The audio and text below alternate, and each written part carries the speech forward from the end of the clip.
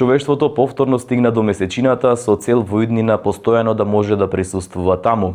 Добро вечер на 14 април. Гледате Ноќно студио, вечерва специјално посветено на последната мисија на НАСА и Артемис 2, која успешно заврши. Астронаутите се вратија на Земјата по 10-дневна мисија. Во меѓувреме, интересот за месечината се поголем расте од се поголем број на држави.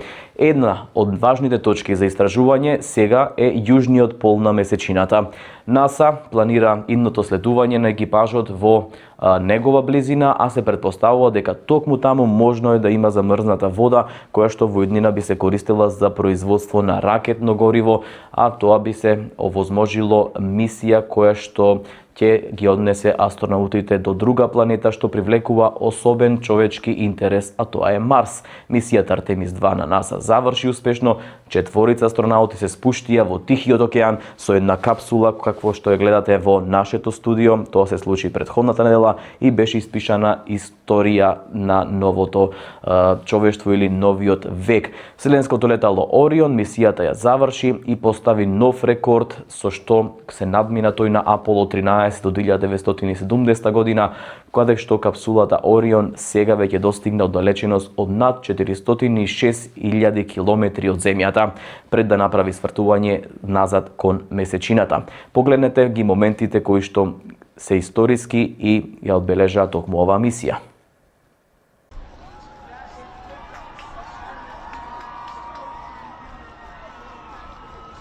Лансирани од Кейп Канаверал на 1 април, астронаутите вешто ја водеа долго очекуваната мисија на НАСА.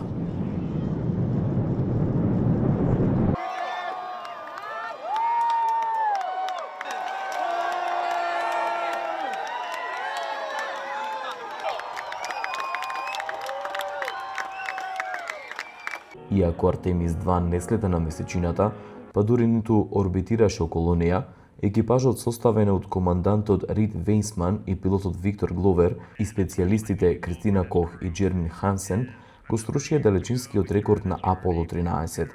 Тие стигнаа на оддалеченост од над 406.000 километри, станувајќи луѓето кои отпадувале најдалеку од Земјата во историјата.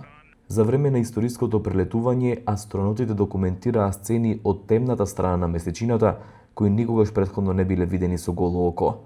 Нивното утро на 6 април започна со емотивна снимена порака од легендарниот астронаут на Аполо, Джим Лавер, кој почина минатиот август. Hello, I live in Sioux. This is Apollo astronaut Jim Lovell. Welcome to my old neighborhood.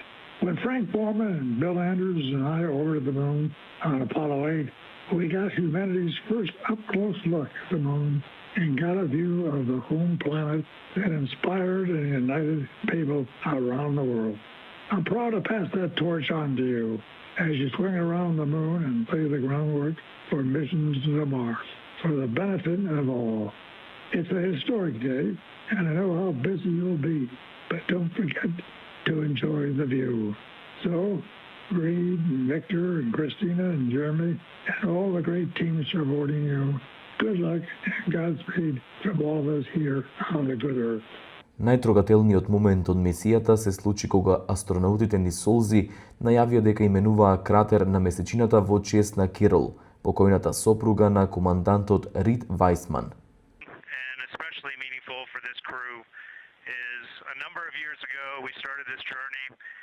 Close-knit astronaut family, and we lost a loved one. And there's a feature in a really neat place on the moon, and it is on the near side, far side boundary. In fact, it's just on the near side of that boundary, and so at certain times of the moon's transit around Earth, we will be able to see this from Earth. And so we lost a loved one. Her name was Carol, the spouse of Reed, the mother of Katie and Ellie. And if you want to find this one, you look at Glushko, and it's just to the northwest of that, at the same latitude as Ohm, and it's a bright spot on the moon. And we would like to call it Carol, and you spell that Carroll.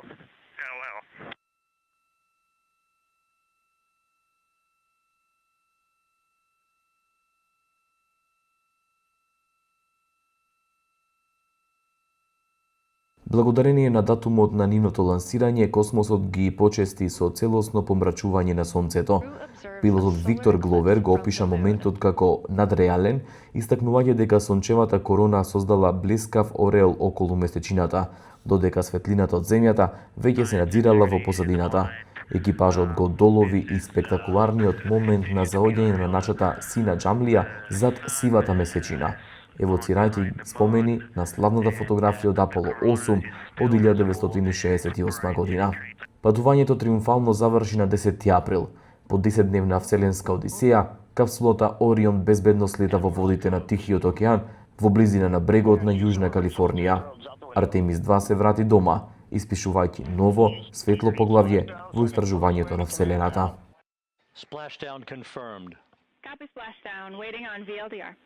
Splashdown confirmed at 7:07 p.m. Central Time. And the initial, you can hear it.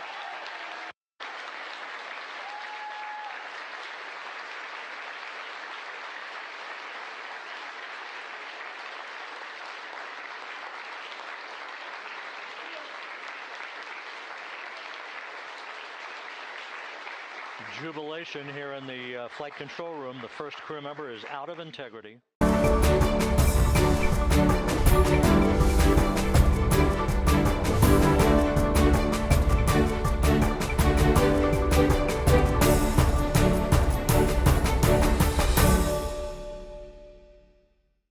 Кина исто така се поуспешно се приклучува кон битката за совладување на Вселената.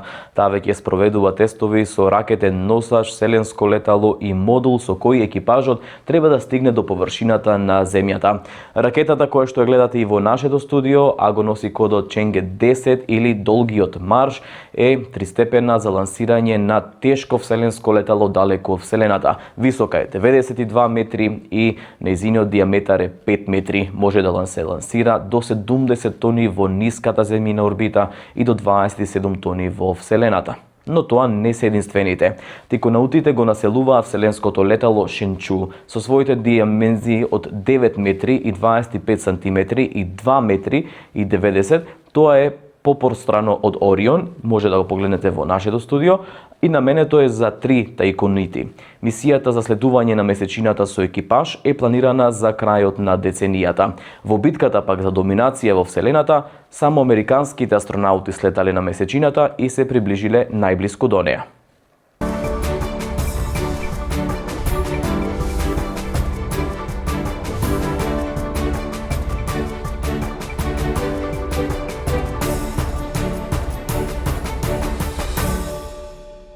Со нас вечерва во првиот разговор ќе биде Радан Митровиќ од Скопското астрономско друштво. Добро вечер, благодарам што сте со нас. Добро вечер на нашите гледатели и на вас.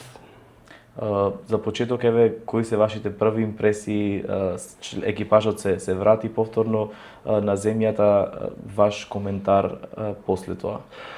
Прво, пред се сум среќен што се заврши како што треба. Постоеше мал процент, може да испод 1%, повезан дека немаше да се заврши како што треба заради тој топлотен штит, но сега за сега се иде како што треба. Американците, колку да ги сакаме заради некои работи или не ги сакаме, се навистина технолошки многу понапред од сите други и покажа, сега тоа го и покажа. Дали ќе останат конзистентни и постојани во тоа, својата супериорност ја останува да видиме, затоа што по некоја сенка им се приближува Кина, која исто така има план да дојде за негде за 2 години од сега да дојде на месечина.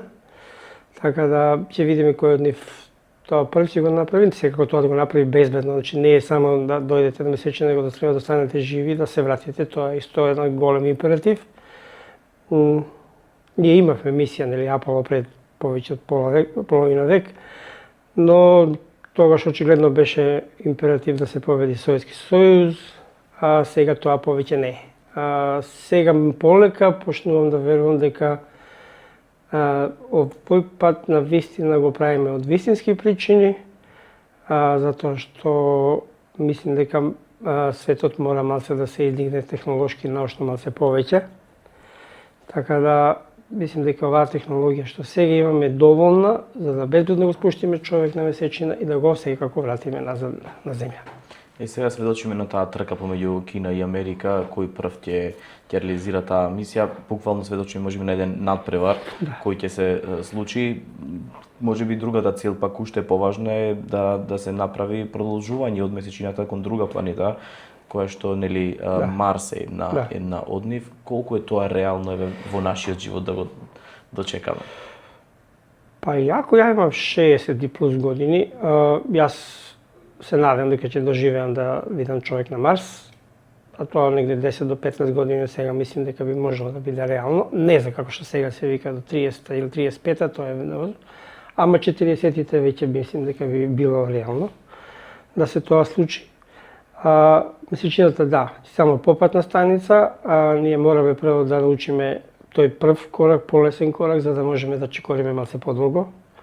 Марс е многу далеку, многу потешка цел, мораме да научиме како луѓето што се во Вселена, да ги научиме да живеат толку долго, затоа што до месечина и назад вие 10 дена, до Марс и назад вие 2,5 години. Така да не е секако не е иста цел. Кога започнува вашата желба или обсесијата да се занимавате со ова? Да, до прашање ма зека што одговарам тоа буквално како што знам за себе. Јас сум роден, значи 64-та година, Вселенска ера беше баш во тек и 69-та е, нели, кога сме слетале на месечина со првата Аполо 11 мисија. Јас сум имал само што сум напознал 5 години и не колку имам 2 месеци кога тоа се случило.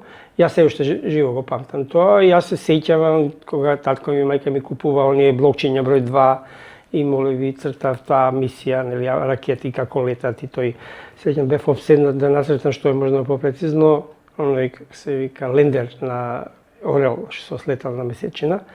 И тогаш целиот свет беше на некој начин возбуден и можда ете од тогаш ми да кажеме како се вика првото нешто што памтам дека сум учел за Вселена и така натаму. Тоа беше буквално претшколска возраст. Но подоцна некако тој вирус си остана, се запати кај мене и евиден денеска не ме пушта. Да, вие сте дел од Скопското астрономско друштво. Кажете ни нешто повеќе за друштвото, како функционира во едни моменти во кои што можеби државата, но и граѓаните, па и учениците од школска возраст кои што немаат можеби толку голем интерес за астрономијата. Па друштвото настана баш така како еден крик на младите луѓе, тоа време тоа беше пред 30 на години. Како крик на младите луѓе зашто нема во образовен систем никаде каде што може да научат такво нешто. Македонија немаше никакви учебници, списанија валидни за тоа и у тоа време.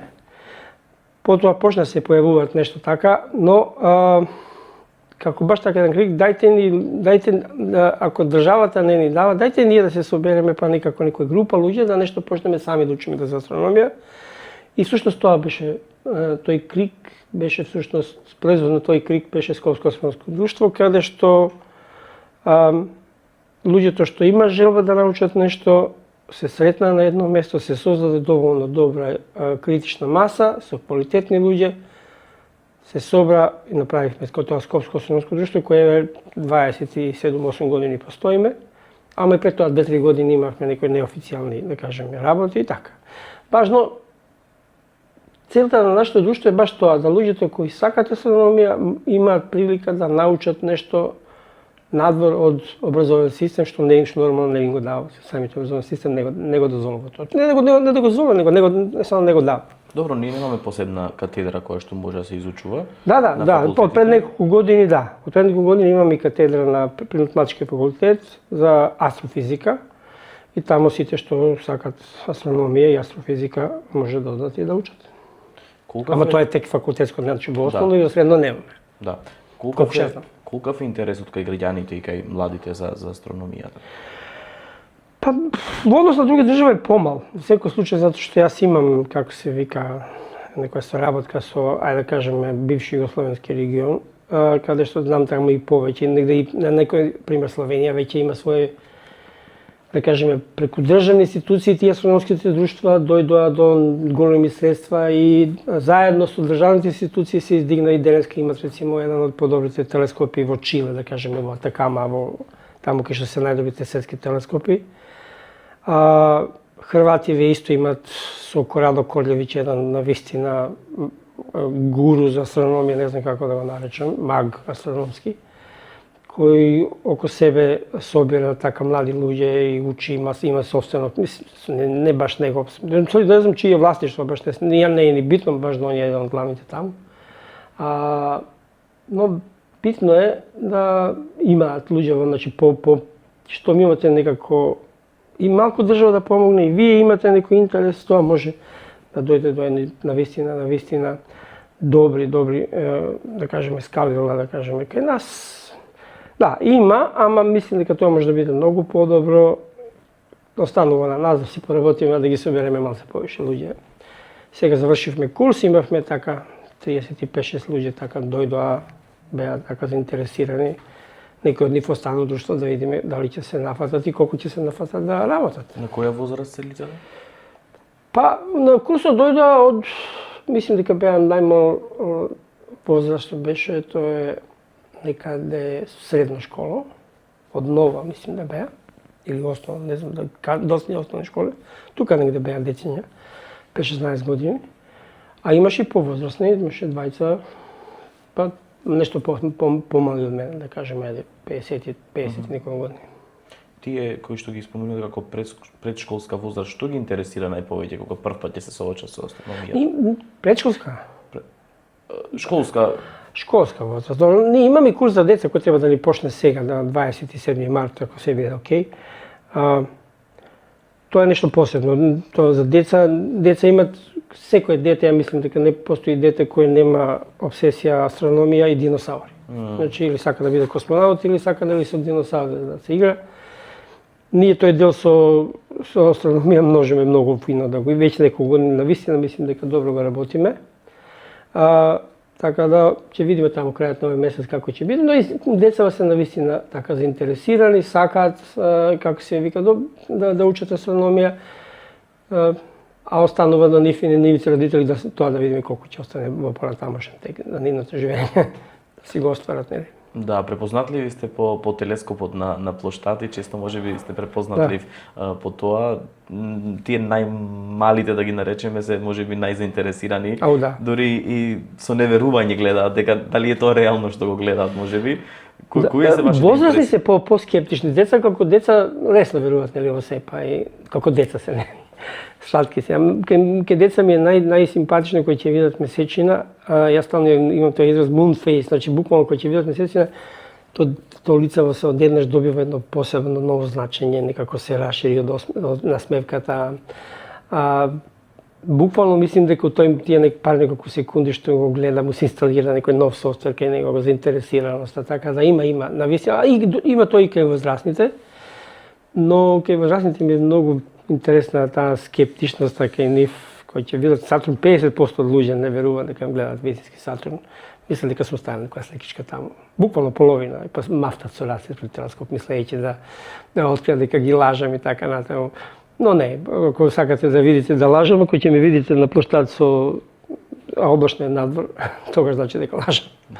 Тоа е многу просто. Зошто живееме во време во кое што и вештачка интелигенција може да ни генерира и видеа и фотографии, но и сведоци сме на последната мисија на реални фотографии кои што ни се прекажуваат, но кога ќе се погледне низ телескоп е можеби друго чувството. Што го прави тоа чувство? Јас ќе ви сигурно, че ви може да отидете на интернет да видите Сатурн многу поубави слики, месечина, може да влезете во неја, мислим колку имаат убави слики.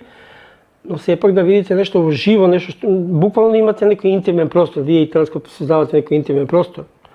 Каде што сте вие, телескоп и Вселена, нема посредник помеѓу вас.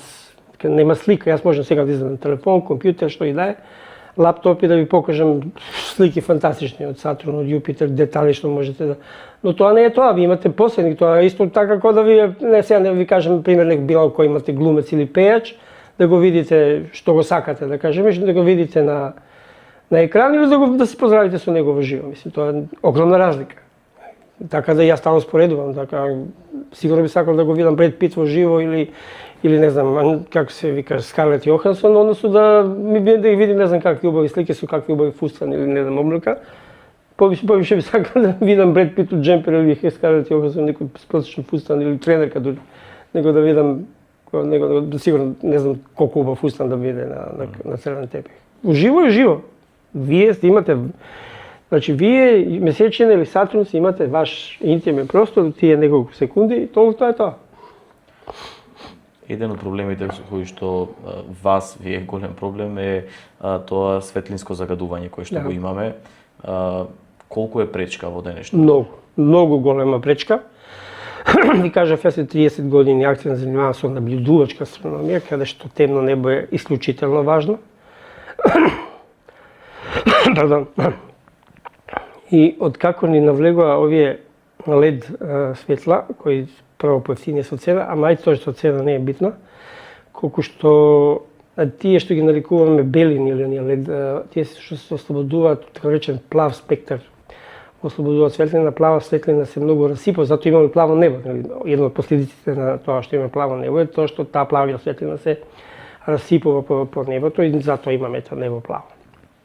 Сега, таа плава светлина од LED исто така се шири, така да ние на таа локација Рудине, што ја викаме на кај Којзак брана, пред 20 на години таму имавме навистина темно небо, после го направија крстот, па после крстот имаше обични сијалици, тогаш не пречеше, ама не толку. И откако што му ставија овие LED сијалици, небото буквално се изгаси, така да сега ако сакаме да бегаме, мора да бегаме преку 100 км негде подалеку од Скопје, за да можеме да колку толку негде избегнеме тоа светлинско загадување, мада више Европа е готова. Сега остана уште така некои си раритетни локации во Африка, во Јужна Америка и во Австралија, кои се толку далеку тие светла што не ги гледат заради закривеноста на земјата, нели, пошто земјата нели топка. И тие 400-500 километри што ги имат, они се светла се подолу, така да светлата таа повеќе не се гледа, така да само буквално неколку локации имате на планета Земја каде што имате тие тотално темно небо, ајде да кажеме кој што го гледале нашите предци пред кои неколку стотици години, кога електрична енергија не била измислена. Тоа значи дека немаме доволно јавна свест за тоа. Да, луѓето не сваќаат дека ние всушност, јас тоа кај пред малку што го спомена тој Корадо Колевиќ од Хрватска, при него го слуша тоа прото предавање.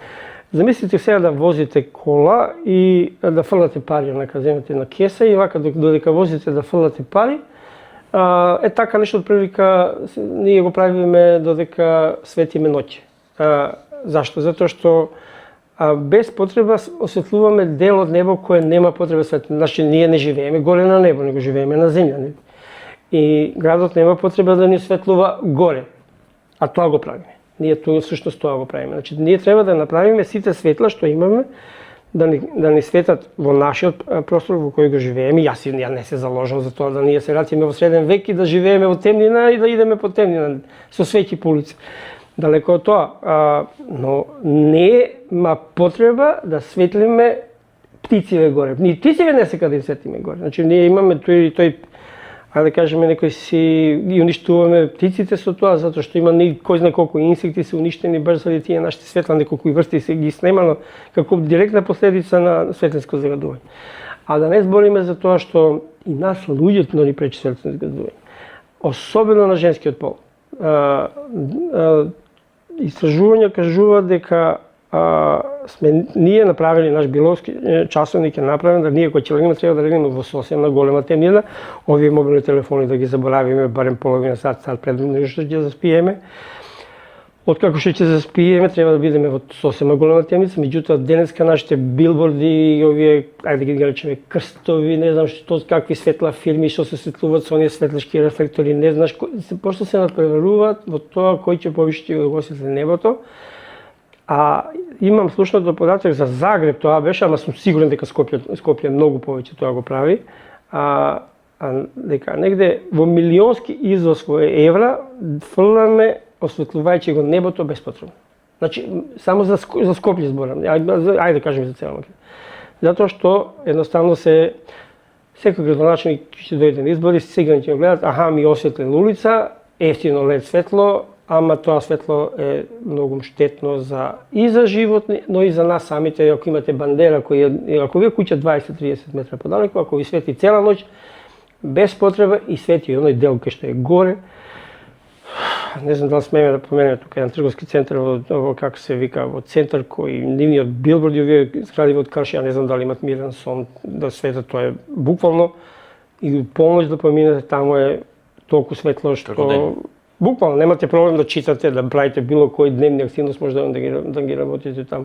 Мислим дека тоа нема потреба, исто така ако ќе затвори трговски центар во 10 сати, треба да се изгаси и тие светла, може да светли нешто символично на некоја фирма или така натаму, али не да дречи. Не е тоа толку да ја мора да ставам оловни или ролетни за да сопрем тоа светло. А тоа навистина зрачи и им пречи на нашето тој дневен циклус што треба никаде кој ноќе кој ќе заспиеме треба да бидеме буквално во тешка темнина. Никакво треперење, никакви лампички што светаат или така натаму, ништо од тоа не сме да биде. Македонија пропушти ли шанса што никогаш не изгради национална обсерваторија? Многу голема и што за време бивша Југославија го ја пропуштивме ние таа шанса. Ајде, кога Македонија имавме и после како независност на Македонија имаше некои најави за такво нешто, но во Југославија од 5 најдобрите локации за бивша Југославија 4 беа во Македонија и не успеавме тогаш нормално со тие југословенски, да кажеме, универзитети да направиме тоа барем една тука. Ние како друштво сега работиме на некои куп проекти, тоа е еден дечко кај нас, што он е задолжен за тоа најповеќе. Он ги прави тие работи и напори да го тоа направиме, но тоа баш не иде така лесно. Не е баш ни ефтина играчка, морам да признам, но исто така како што имаме аеродром, како што имаме метеоролошки станици, исто мислим дека чисто како држава би требало да имаме, не мора да имаме ние Хабл или Джеймс Веб тука, што би коштало милиарди. Ама неколку милиони долари кои би биле инвестирани преку универзитет во Скопје, би биле инвестирани каде што млади луѓе сега би се заинтересирале за астрономија, би имале каде да учат и да научат и да може да учествуваат во тие светски програми. Еве сега е добра, меѓу другото и Артемис е за тоа добар. Затоа што зборувајќи за астрономија, за тие вселенски мисии, ние всушност ги повекуваме тие млади луѓе што се заинтересирани, ама се скептични дали тоа се исплати, дали ова, дали он. Ние за жал живееме во еден строго монетизиран свет кој буквално се пресметано преку пари, така да обично луѓе, што да студирам астрономија, ако таму има астрономија можете да учите и да иако нема да бидете можда богати и ово, ама ако ве тоа исполнува, можете да работите и да направите еден потег и за светот, нели, да научите, да кажеме да можда ќе бидете само еден запчаник во тоа знаење светско кое се денеска прави во светот, меѓутоа бреди. Ако сакате да учите астрономија, ако тоа ви исполнува, да имате институт кој ќе има своја обсерваторија, каде што вие не морате сега да идете и да мојакате овие соседни земји да ви дадат некое време на нивен телескоп и така натаму. Како што ние сега го правиме, нели? Ги споменавте парите, морам да ве прашам и за приватната вселенска индустрија. Илон Маск особено е активен на таа сфера. Кој е вашето видување? Сето тоа е добро. Ја навистина бев голем поддржувач на Илон Маск што се тиче што се однесува до таа научна, ајде да кажеме космичка страна, меѓутоа неговата политичка страна сега ме навистина загрижува. Тој неонацистички дел навистина не го поддржувам, а од друга страна да, прави едноставно некој си поместување во Вселена, тие во космичка програма. Сега стана SpaceX, негова фирма која лансира најголем број на ракети и најповеќе тони во Вселена. Значи далеко пред НАСА, пред сите други да се соберат, ја мислим дека не се ни 10% од тоа што го лансира само Илон Маск. Прави големи поместувања, се надевам дека ќе си остане во таа космичка, да кажеме, агенда, нема да продолжи со политичка агенда, да си ќути, да си прави таму што треба. Нека, ако баш толку му прави, нека прави пари, и со тоа немам проблем, ако има вредност, ако нешто вреди на пазар, треба да се награди со пари, но не треба да се меша во политички агенди, особено не ми се допаѓа што се меша во нашите европски политички агенди, каде што поддржува се она што е назадно, што Европа го поминала уште пред 80 години со Хитлер, тоа и дигнување на Зиг Хайл никош нема да му го прости.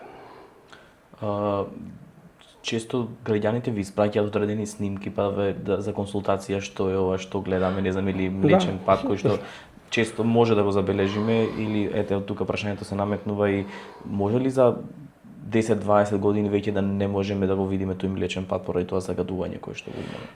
Че не, него ќе морате да изнајмите туристичка агенција која ќе ве однесе да го видите. Тоа е. Значи од Скопје виж повеќе тоа не можете, дури ни од периферија на Скопје. Јас сум пробал да кажеме тука од, како се вика, од Сопиште, повеќе скоро нешто мало, едва и скоро ништо. Дури таа локација на кај кој Зебрана кај што одиме ние повеќе не е тоа. Така да се повеќе бара мораме да идеме подалеку, ви кажав, за да добиеме тој Млечен пат како што треба да го видиш. Јас до душе стварно не сум имал среќа да видам тоа идеално, ама сум бил блиско до тоа. Така да би сакал некош да ми се исполни да одам да видам негде на тако нешто. Сега скоро ми се пофали еден пријател од Хрватска кој приватно сега треба да негде ќе го кошта околу 3.000 евра, летот до Намибија, каде што е една од тие најтемните локации на светот, каде што луѓето баш заради тоа што е темно си направиле бизнис, ево ти пари, дај пари, дај ми телескоп и за тие пари јас ќе си гледам, една ноќ кошта околу 30 евра само изнајмување на телескоп. И не може да ја слушна дека за веќе за година и после бе распродаде. До толку има интерес што луѓето сака да видат тие луѓе што имаат пари, може да си одат. Луѓето повеќе се веруваат во некои НЛО објекти отколку во науката? Вербата е многу клучен збор. Јас стално го нагласувам, има два глагола, еден е да веруваш, еден е да знаеш. Ама луѓето сакат многу сакат да ги направат да се исти, не се далеку се еден од друг. Да верувате не ви треба ништо. Не треба знаење, не треба да седнете да прочитате некоја книга, да погледате нешто на телевизор, некој документарец, нешто било што. Па да критички да размените мислење со некој разговор, да видите со некој човек кој што мислите дека знаете. Тоа бара време, да знаете, бара време, бара напор. А за верување не ви треба нешто. Доволно да погледате некој си YouTube канал и ви станувате инстант верник и вие знаете нели се и толку вие нели. Кај знаењето тоа така не функционира. Вие мора, ако сакате нешто да научите, морате можда и месеци, години да проведете за да нешто да научите. И многу е битен тој разговор со компетентни луѓе. Значи не е компетентен само заради тоа што има YouTube канал, тоа не значи дека е компетентен.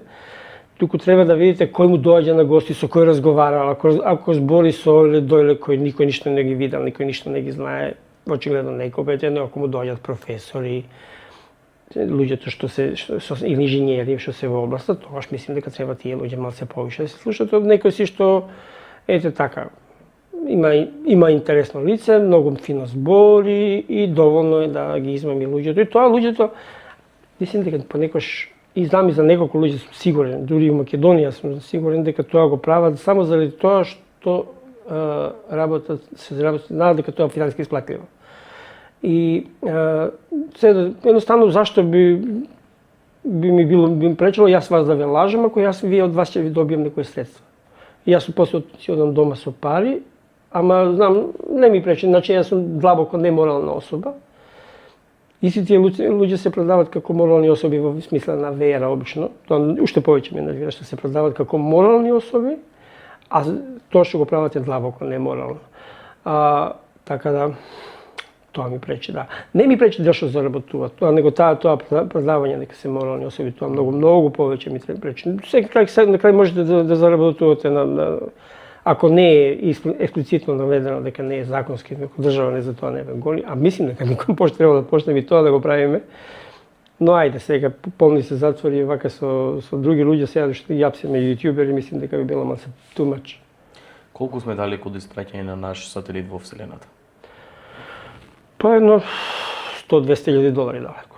Толку е далеко, толку кошта, можда некој, ајде да кажем и 300, доволно државата само да каже да отиде до било кој институт или до нас и да каже дечки ние сакаме да пратиме сателит во вселена и да ни плати да ние отидеме на пример во Јапонија или во Америка, таму луѓе кои што ги прават тие, да научиме како тоа се прави. Тоа би траело сигурно една година-две. Тие луѓето од факултет, инженери, професори би тоа научиле, тоа знање би го донеле тука. Отидете после тука кај нас у фирмите, истестирате тоа, проведете го тоа и отидете после платите $100-200,000 на Илон Маск да ви тоа лансира горе. Ама тоа не е нешто што би значило нешто многу. Тоа е буквално, ајде да кажеме, copy-paste.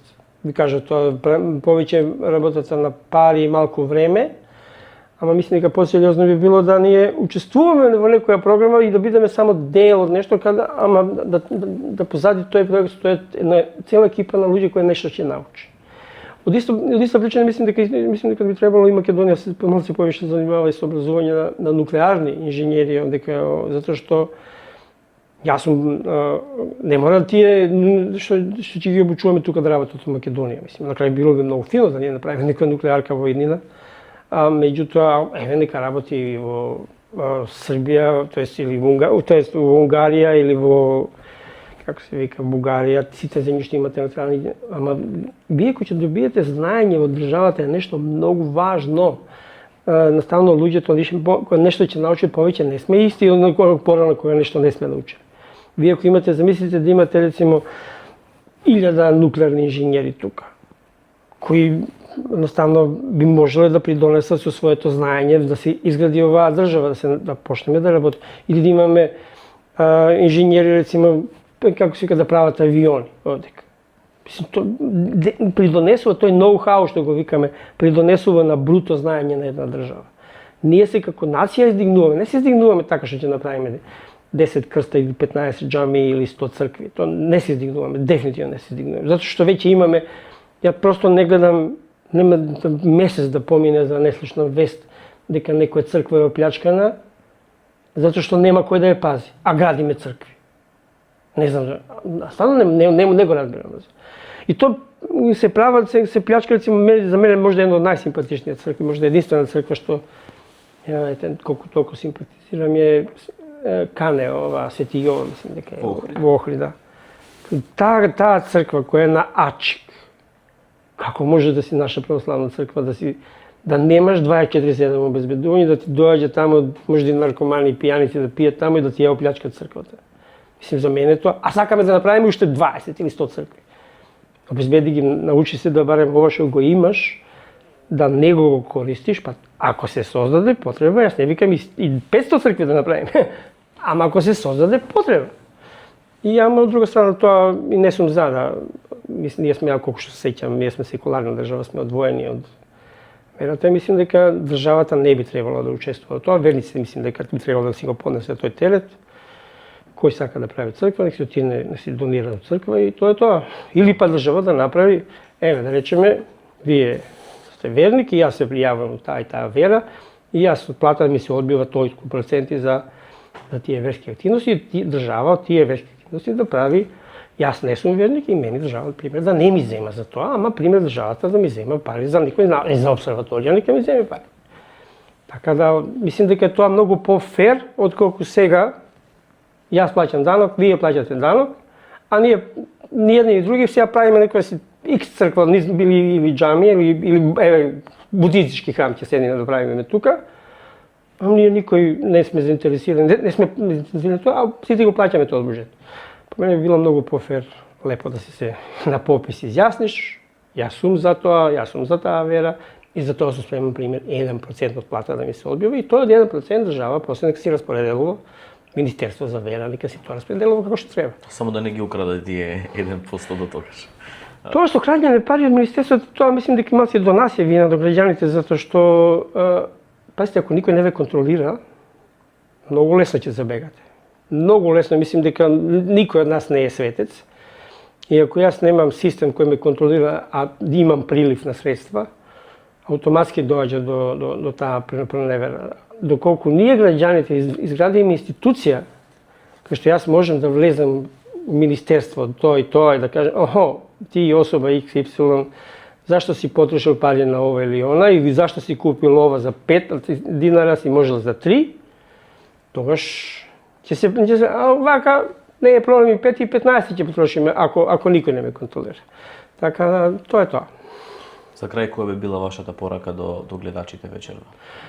Па, моја единствена порака дека светот иде напред без оглед на тоа, како се вика, што имаме овие лоши војни околу нас и сето ова што ни се случува, ние имаме угоре удоле.